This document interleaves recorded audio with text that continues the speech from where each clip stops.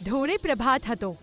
ગીરના જંગલની બાજુમાં આવેલું નાનું ગામ ધમારિયા હંમેશા જેમ શાંત દેખાતું હતું, પરંતુ એ દિવસ કંઈક જુદો જ હતો.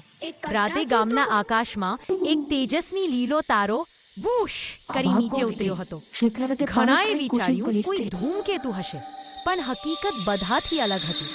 રહસ્યમય અજવાળું ગામનો હિંમતવો છોકરો મહેશ સવારે ખેતરમાં ગયો. ક્યાં જમીન પર એક લાંબી ચમકતી લીલી લાઈન દેખાઈ, જેમ કોઈ સાપ ગયો હોય પણ પ્રકાશ છોડતો. મહેશ અચંબામાં, આ શું હોઈ શકે? એકાએક ઝાડ પાછળથી ધીમો અવાજ આવ્યા, હું તમારી મદદ કરવા આવ્યો છું. મહેશ પાછળ વળ્યો તો સામે એક નાનો પાતળો પારદર્શક એલિયન સાપ ઊભા હતો. એની આંખો તારાઓ જેવી ચમકતી અને શરીર પર નાની નાની લાઇટ્સ બ્લિંક થતી. સાપનો પરિચય. સાપ બોલ્યું, મારું નામ ઝોરીવા. હું તરતિયા ગ્રહ પરથી આવ્યો છું.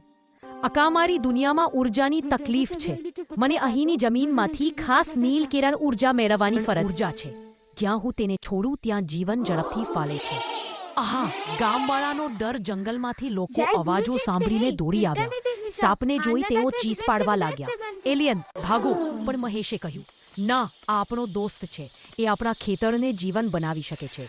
ગામના મુખ્ય પંડિતભાઈ આગળ આવ્યા અને શાંતિથી પૂછ્યું, સાપ, તું અહીં શા માટે? ઝોરીવાએ પૂરી વાત સમજાવી. ધીરે ધીરે ગામવાળાનો ડર ઓછો થયો. તેમણે મળીને સાપને ખેતરના ખડકારા ખૂણે લઈ ગયા, જ્યાં પુરાણું પાણીકુંડ હતું. અંતરિક્ષનો દરવાજો ઝોરીવાએ પોતાની પૂંછડી જમીન પર ફેરવી. ત્યાં એક વર્તુળ ચમક્યું અને થોડા સેકન્ડમાં અંતરિક્ષનો નાનો દરવાજો ખુલ્યો. કારણ કે એની ઊર્જા પૂરતી થઈ ગઈ હતી, હવે એને પોતાના ગ્રહ પર પાછું જવાનું હતું.